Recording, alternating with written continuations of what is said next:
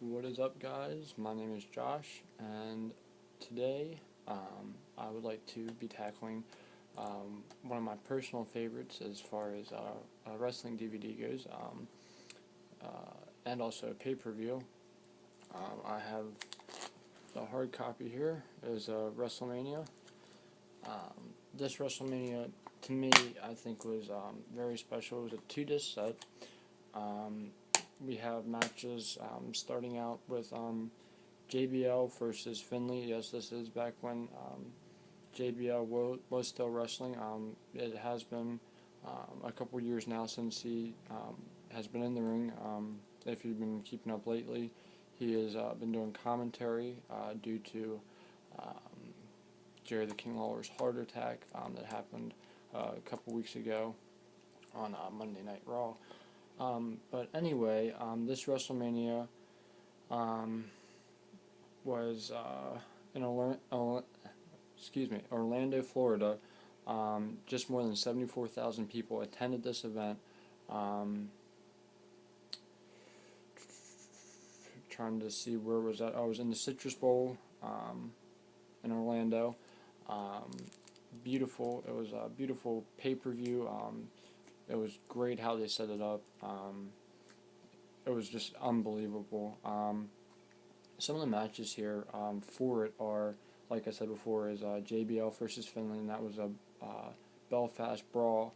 Now, what that is all about as far as Belfast, that is a place over in Ireland, which, of course, Finley, he is from Ireland.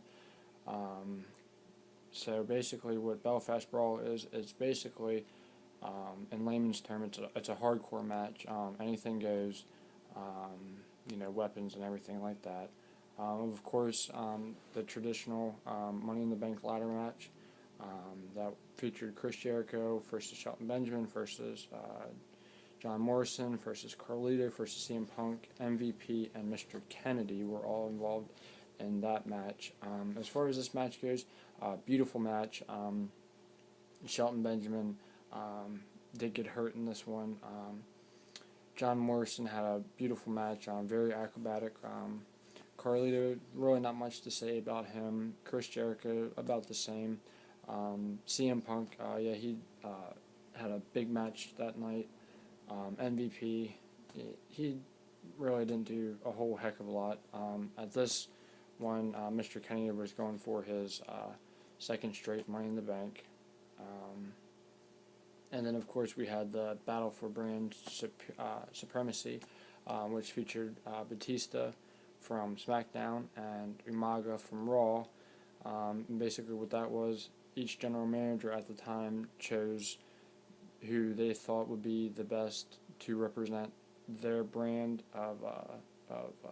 or their company, I should say, whether, with Raw being Umaga and SmackDown being Batista.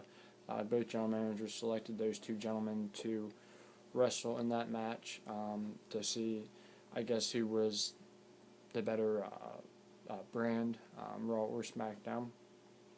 And then this was the first, we had an ECW championship match.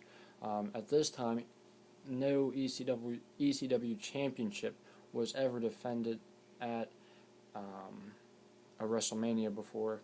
So that was a big night for them. This was, of course, back when ECW was ran by the World Wrestling Entertainment. Of course, now WWE has dropped them. So that was a big night in ECW history. That match featured Chavo Guerrero, which was the current champion, and Kane.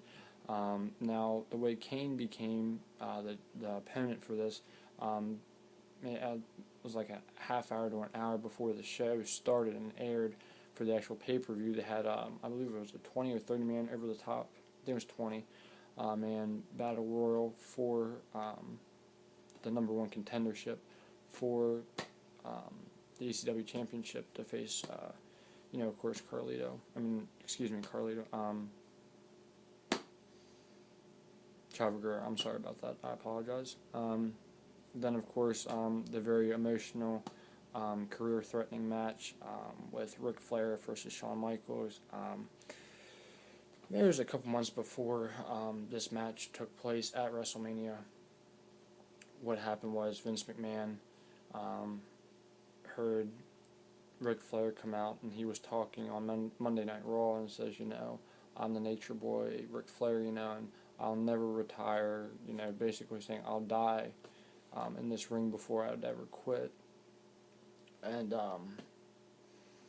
like I said, it was a very, very emotional night. And going back to what I was saying, Mr. McMahon came out and said, the next match you lose, you're fired. Or be forced to retire, excuse me. Anyway, he had several matches throughout that period leading up to WrestleMania on Monday Night Raw. He successfully, of course, won all those to get to WrestleMania. Shawn Michaels came out on one Monday Night Raw and said, that he was going to be basically his opponent, and that's who Ric Flair wanted to wrestle at WrestleMania. He says classic and famous term, to be the man, you got to beat the man.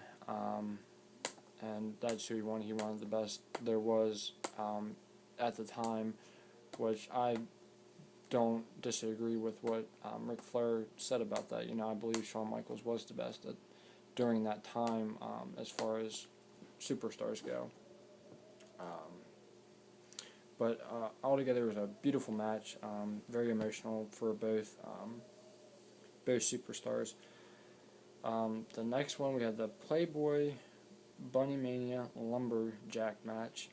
Basically, what that was all about was we had two superstars. We had Maria and Ashley. Oh, excuse me, it was a tag team match. It was Maria and Ashley versus Beth Phoenix and Melina.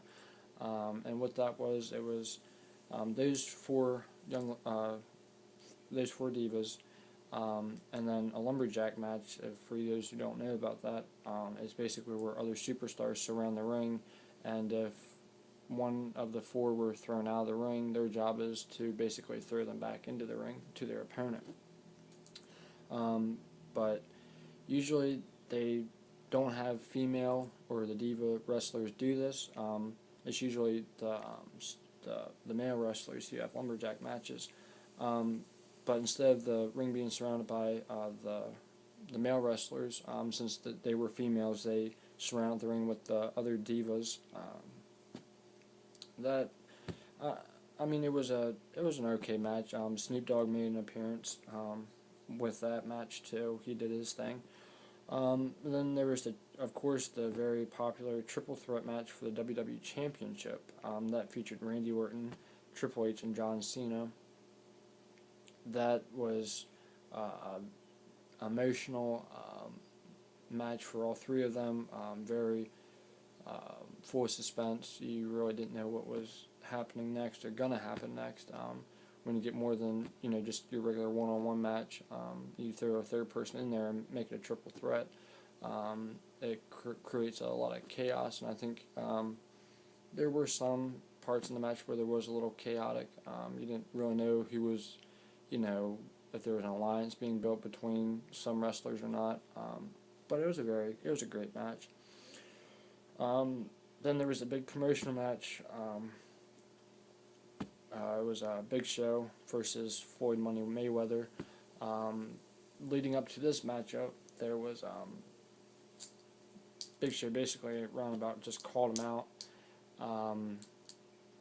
One night on Monday Night Raw, Floyd Money Mayweather stepped into the ring with the Big Show, and he had his crew with him. Floyd Money Mayweather did, and Big Show got down on his knees, and he says, well, basically, I'll come down to your level, and then he dropped down to his knees.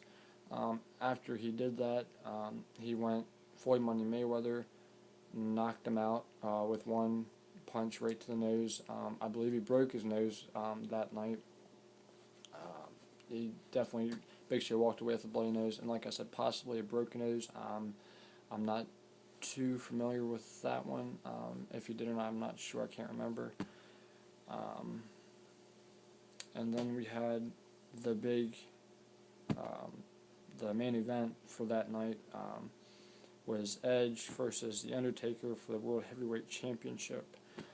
Anytime you mention Undertaker and WrestleMania, I mean, you've seen what this man has done so many times at WrestleMania. I mean, the streak, was on the line, as well as the title. At the time, Edge was the champion going into the match. I'm not going to, of course, spoil who won that match, but I definitely would recommend it. There's the album artwork. Inside, we of course have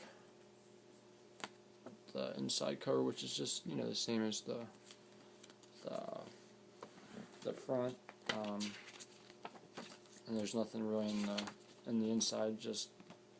It was just black and telling you what all was on disc 1 and 2. Like I said, it was a 2-disc set, and then this, I think, is a very beautiful picture of the overshot.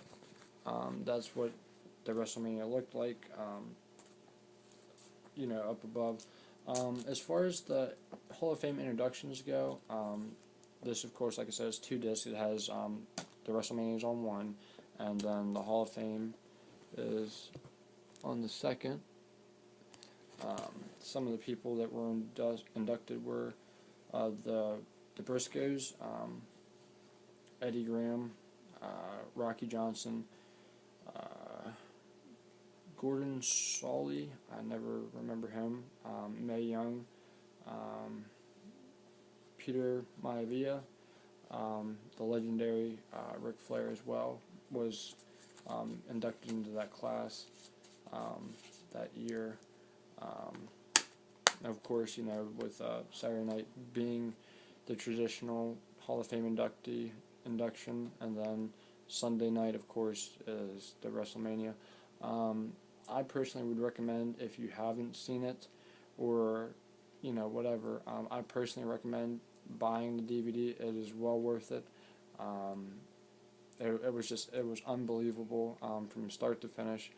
There was honestly no point in this movie at all that I can say I did not like it, because I enjoyed every last minute of it. So, with that being said, I'm going to get out of here. I'm hopefully going to be trying to upload more as we go. I'm starting out with WrestleManias right now, and then we'll go into more DVDs. Any recommendations for movies, wrestling DVDs, let me know. I have about 100 so far in my collection. I've watched countless with friends on Netflix. So, I mean, anything within the last 2 to 4 years that came out, I've seen it. So, just let me know. I'll be happy to do a review or, whatever for you. So, I will catch you guys later.